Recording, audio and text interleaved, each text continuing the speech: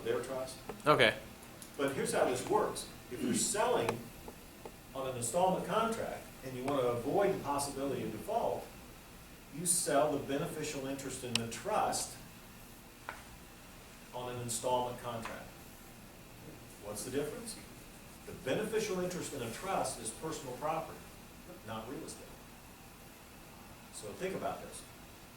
Personal property is like this chair. And so the beneficial interest in a trust is just like this chair. It's personal property. If you buy a new truck and you go to the bank and finance it, they're going to hold the title, aren't they? Until the very last payment's made. What if you make all payments except the very last one and you default? Oops. Repo man shows up, doesn't he? That's what I do when I sell on an installment contract. I sell the beneficial interest, and if they default, I repossess. I do not foreclose. That concept was worth you coming today. If you don't take anything away from what I say today, that one was worth $1 million. Is that the same as a land contract then? Well, it's similar, yes. You're contracting to buy, you know, the seller's being the bank instead of a bank being a bank. Right.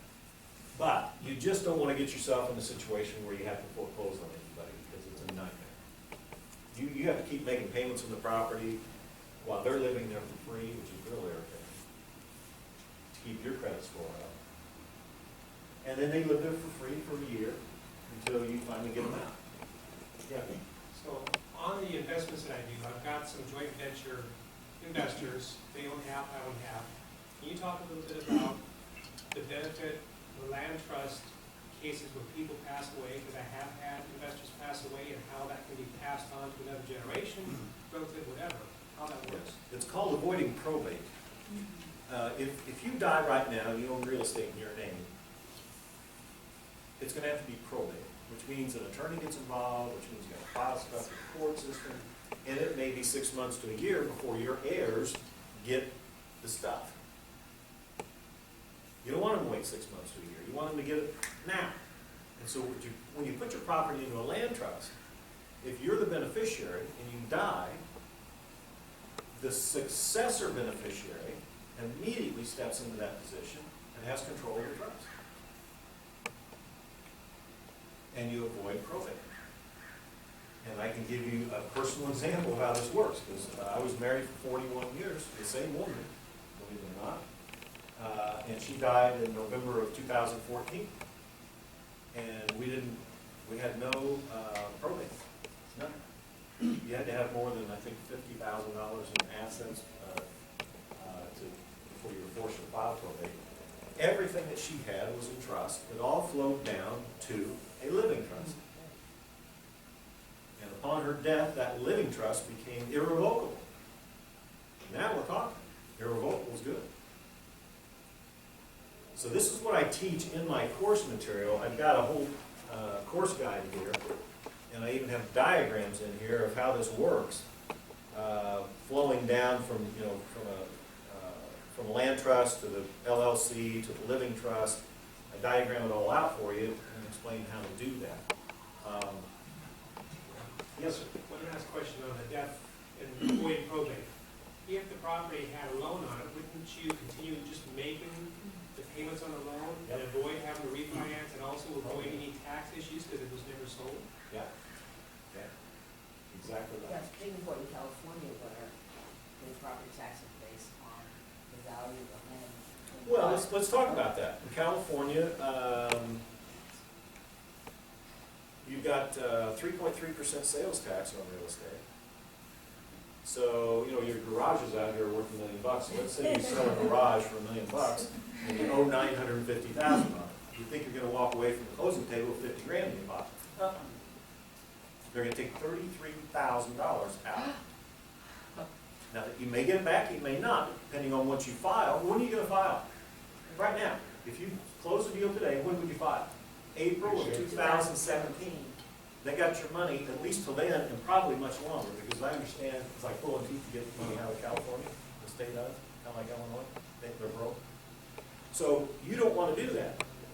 So if you use a trust to sell property, and sell the beneficial interest, that's a non-recorded transaction, there's no withholding. Now, you still have to file and explain it. When you do 18 months from now, you'll file and you'll pay whatever you owe. I'm not saying you're going to never pay it. I'm just saying at least you got control of the money for the next 1.5 to 2 years. The other thing about California is, I think it was 1972, Proposition 13. That's what I was talking about, yeah. Okay, Proposition 13 leveled out the tax increase. It's a maximum of, what, 3% a year or something? 1% a year. So you got all these little old ladies and little old men in California living in a $2 million house that's assessed for $200,000 because they've been there for 40 years. They want to go to assisted living. They're willing to sell you the house, a killer deal. They're going to sell you a $2 million house for $1.5 million. I'd buy those all day long. But the problem is, if you buy it conventionally and take title in your name, what's going to happen to the tax assessment? It's going to go from $200,000 to $1.5 million overnight, which is going to suck all your cash flow out and blow your deal. Use a trust. Have this little old lady put her property into a trust, sell you the beneficial interest in the trust, which is a non-recorded transaction. Assessor doesn't have any knowledge of it. That idea was worth coming to. That idea will make you and save you hundreds of thousands of dollars. That one idea. So you put it into trust but not record it? Yeah, it gets recorded going out of her name, the little old lady's name, into the little old lady's trust. That gets recorded. That is an exempt transaction. In 1982, the feds passed a law called the Garden-St. Germain Act, which said every American can put their property into a trust without triggering the due on sale. You're the beneficiary of the trust. You're the beneficiary of the trust. Little old lady's the beneficiary of the trust. She sells you the beneficial interest on an installment contract or for cash, whatever you want to do. Now, what assurance is there that she wouldn't do that again before she goes away? Because she can't. Once she sells you the beneficial interest, the trustee has to acknowledge that sale. And now trustee says, oh, I got a new boss. Not the little old lady, but Mr. Real Estate Buyer is my new boss. So the trustee can't act without the boss telling him that. Right, I do have a question. Uh-huh. Talking about California, here in California, should have a land trust attorneys, and I'm not quite sure what we're referring to. Sometimes they say, oh, do you need a title holding trust? Do you need a visionary, beneficial trust, or this, that, this? Yeah. Is there some precise language that? Well, title holding trust is more conventionally used out here than land trust, but oftentimes just say trust, and it kind of stops that. Just say I'm going to put it in trust. It's kind of good news, bad news. The good news is it's hard to find an attorney that knows how to do this and understands it, which is, kind of puts the burden on you to learn how to do it from somebody like me. But then the good news is they don't know how to do it, and they don't understand it. And you're operating at a level that nobody understands but you and a few other people in town. I like that. That's a great way to operate your business. Yes, ma'am. Another question for you, talk about Proposition 13. So if you totally renovate your home and, additional, that will again trigger an increase in property taxes. If your home is in this land trust, does that mean that it doesn't trigger the increase? Well, I think the increase is triggered by the assessor coming out every few years and say, oh, my goodness, there's an addition over this house. Right. We're going to reassess it. So I don't think it matters who owns or what the title is in that regard, but the actual sale of the property Right, does it matter. does. Yes, sir. If you're, buying directly from a seller and the little old lady that you referred to puts the property in trust, assigns you as a beneficiary of the trust, then you reassign a new trustee, is that? Yeah, you That's keep what the you same would do. trustee or fire. Okay. That's a great question, and because of that, I'm going to give you a hard copy. I'm just gonna pass that on back there, please. Great, good question. Now, wait a minute, let me go on with, because that's a good question I want to expand on. To sue a trust, you have to serve and sue the trustee. get him into court, bend his thumbs back and say, all right, tell us who's the beneficiary. Because nobody knows who the beneficiary is, it's not recorded anywhere. So all you have to go after the trustee to get, the trustee has no personal liability, but you can still drag him into court and make him tell. Maybe. That's the theory. I've had 9 trustees die in the last almost 40 years of using these trusts. Just natural causes. When the very first one died, a long, long time ago, it scared me to death. I thought, oh my gosh, I'm going to lose this property. It's a dead man that owns, it's on the title. What do I do? And so after I stopped panicking, I calmed down and I did what all good Americans do. I did nothing. I just sat back and waited. 6 months went by, a year went by. I discovered that there's no dead trustee police out there. And then I got to think of, why do I need a live trustee? I mean, to sue a trust, you got to serve the trustee. You know, these guys are kind of hard to dig up, so to speak. Well, there's an answer. There's a legitimate answer for why you need a live trustee. If you're doing one of two things, you need a live trustee.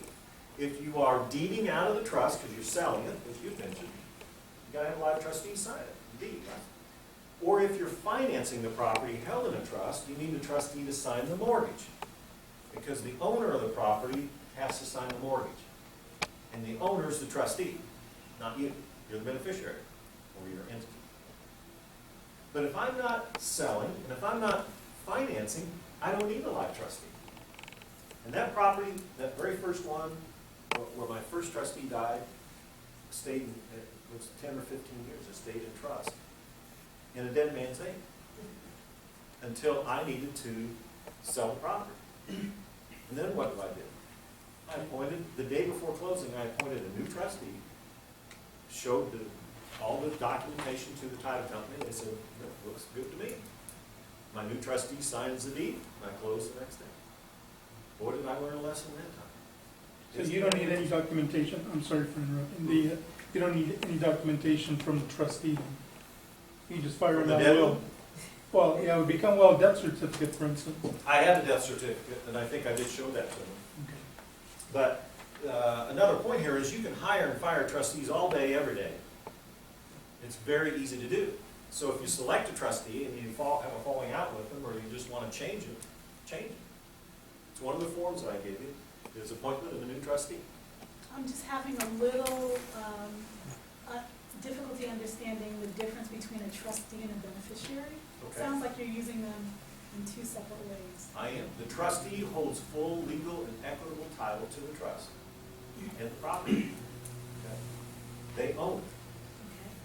The beneficiary, which might be you or your LLC, owns the trust and controls the trustee, tells the trustee what they can do. The trustee cannot act without written direction from the beneficiary.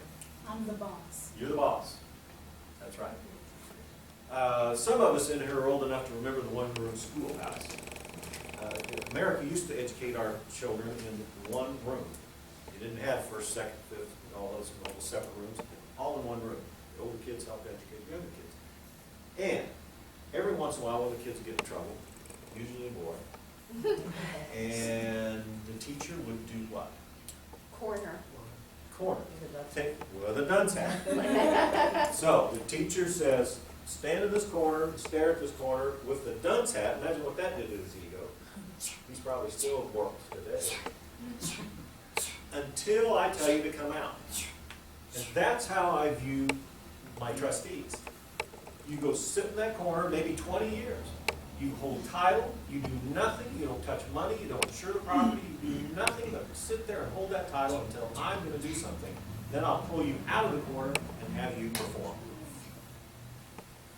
Does that help you understand the difference of trustee and beneficiary? Yes. Is there perhaps like an example of a trust that you've seen that maybe went wrong somehow and you went, oh, they should have done it like this? Or I don't know, like, have you ever seen a trust kind of like situation where you're just like, how did it turn out like that? Yeah. Is that possible even? This is how I've learned how to do this stuff, is through situations like that. I had a guy call me several years ago, and he said that his parents had put their personal residence into a trust, made themselves the beneficiaries, and made the two sons successor co-beneficiaries. Makes sense why you do that. Mom and dad die, two sons step into the position of successor beneficiaries, and one son's renting the house out, you know where the rent's going. Hmm. The other son ain't seen a dime. Ah.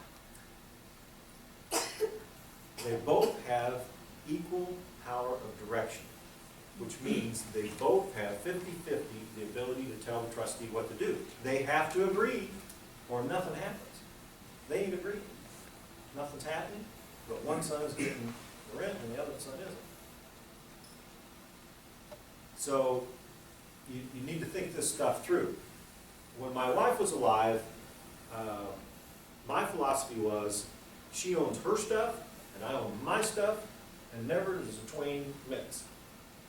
That means everything she owns is in trust, with her being 100% beneficiary. My stuff is in trust, with me being 100% beneficiary, or my entity. And we don't have this going on, so there aren't problems down the road. Yes? Can you do that in a community property state? Well, yes, you can, and that's one interesting thing about being in California. I've often thought,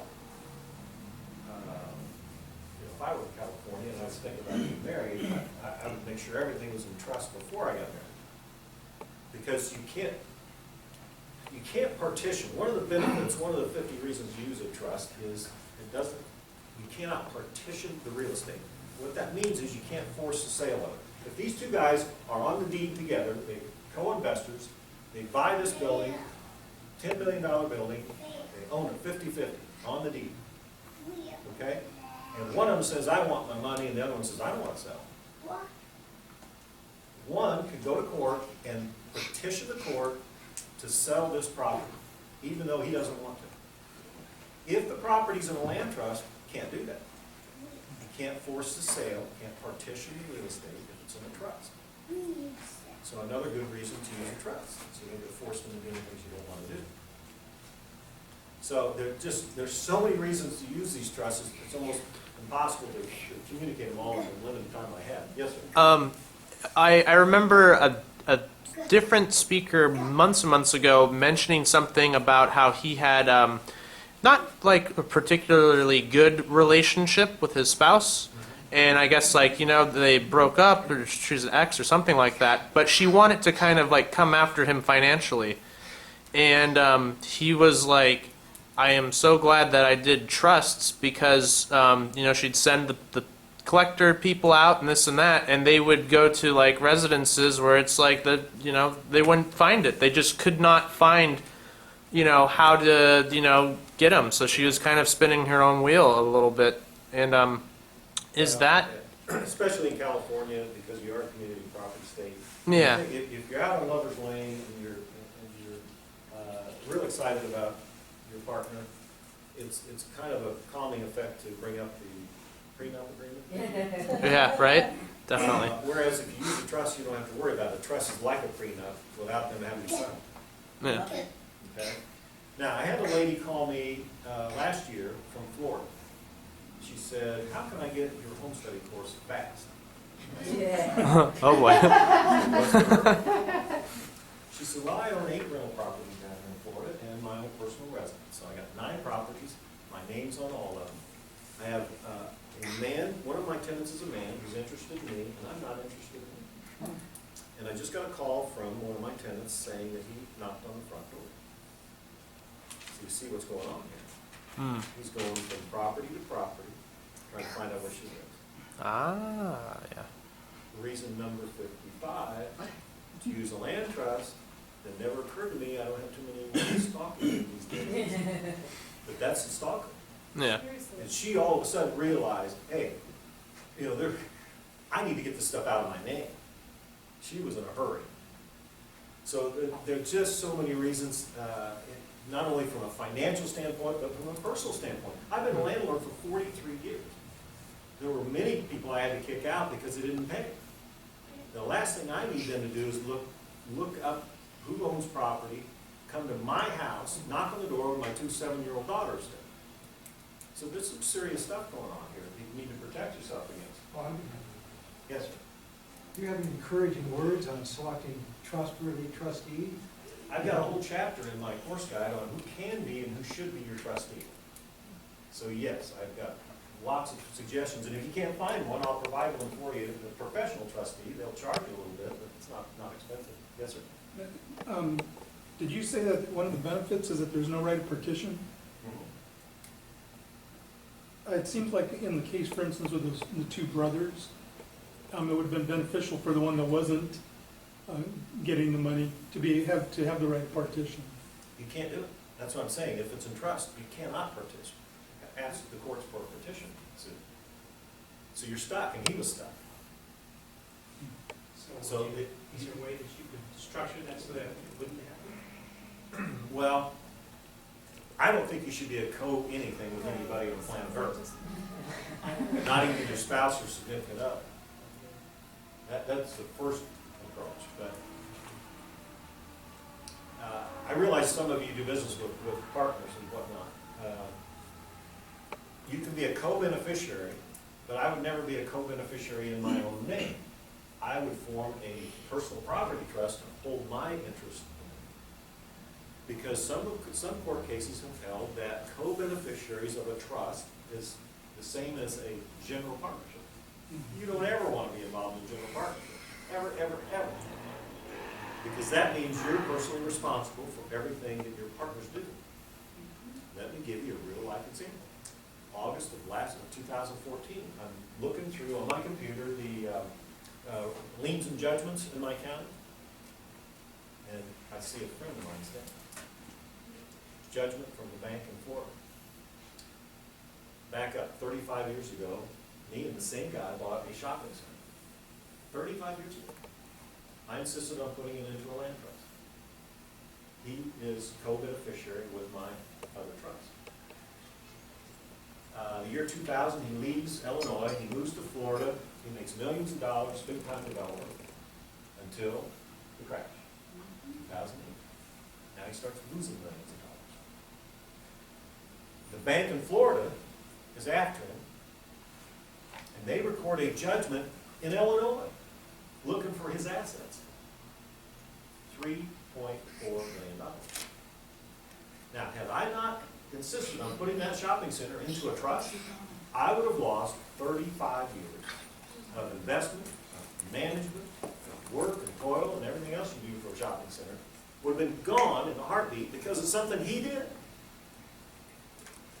That is not smart, folks, to work a lifetime and lose property because something somebody else does. It's bad enough being responsible for your own self, let alone being responsible for somebody else. That's why I'm saying don't go on deeds with anybody. Not even your spouse or significant other. It just doesn't pay. Can a trust be a beneficiary of a trust? A trust can be a beneficiary of a trust. An LLC owns A that? land trust cannot be a beneficiary of a land trust because land trusts only hold real estate. We said the beneficial interest in a trust is what? What do we call it? Personal property, right? So if you're going to hold your interest in a land trust in another trust, you form a personal property trust. And I would advise you to do that, and I'll provide you the forms to do that. Your car, your boat, your motorcycle, your shotgun, your snowmobile, your rake, everything that has liability that you might loan to somebody should be in a separate trust. That's a whole nother story. So let's move on. All right, how do we do the 4 simple steps to forming a land trust? You create the trust agreement first. They had to build this building before they put the furniture in it, right? So we build a building with the trust. Then we create a deed in trust. We record the deed, and that's what dumps this building into a trust. Make sense? Then step number 4 is my favorite. And I'm really not kidding. You do sleep better at night not owning anything. I don't know if you remember the very first time you bought some real estate and closed on it, went home that night and tried to sleep. It might have been difficult. It's just the reverse of that. Okay, Excuse me, yes, sir. is the deed and trust the same as the trust deed? No. No. So, breaking it down a little bit further, to create the trust agreement, you start with a good trust agreement template. It does have to contain special provisions. I give you instructions, get this, then that, fill in the blank. You hit print, and the trustee and the beneficiary sign it. That's all it takes to create the trust agreement. That's step one. That trust agreement does not get recorded anywhere on planet Earth. It goes in your file only. That's where you get the privacy element. Step two, to create the deed, you start with a deed and trust template, which I give you 2 samples of. And they have to have special provisions in them, and mine do. The seller is the grantor. The smartest way to buy real estate is to get the deed directly from the seller to your trust, and you never be in that chain of title. Your name never shows up in courthouse records. That's the best way to do it. And if you're doing it that way, then the seller is the grantor on the deed, and your trustee is receiving title. Remember I said the trustee is going to be the owner? So the grantee on the deed is the seller. Is your trustee. Grantor is the seller, trustees the grantee. Make sense? Then you record the